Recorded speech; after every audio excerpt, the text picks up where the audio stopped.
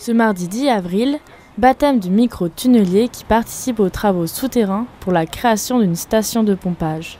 Cette station permettra de désengorger les réseaux d'eau pluviale en cas de crue. Sa position en entrée de ville, c'est la première chose qu'on voit.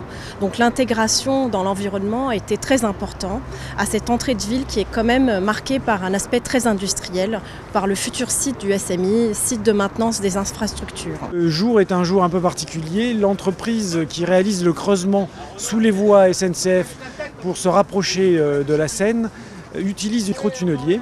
Comme le veut la tradition, le micro-tunnelier a été baptisé par un prénom féminin. Franchement, je suis très touchée. Je ne pensais pas qu'un jour un équipement de cette nature porterait mon prénom. Le tunnelier, c'est pour faire une sorte de tunnel en plus petit diamètre, parce que là, on va faire un tunnel en 1,40 m de diamètre qui va nous permettre de traverser les voies ferrées. On a une roue de coupe qui abat le terrain devant. On a ce qu'on appelle un marinage hydraulique, c'est-à-dire la terre qui va être escavée par la roue de coupe, rentre dans des tuyaux, arrive dans ce qu'on appelle un dessableur, est traitée. Et ensuite, la terre est évacuée et l'eau est renvoyée devant, donc c'est un circuit fermé.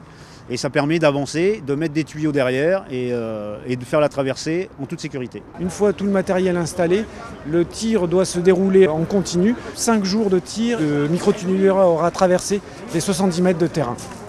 Dans le Val-de-Marne, nous avons fait de nombreux micro-tunneliers, voire des tunneliers aussi, pour la construction des ouvrages de transport intradépartementaux et interdépartementaux. Ce chantier, après 2 ans de travaux, se terminera en octobre 2018.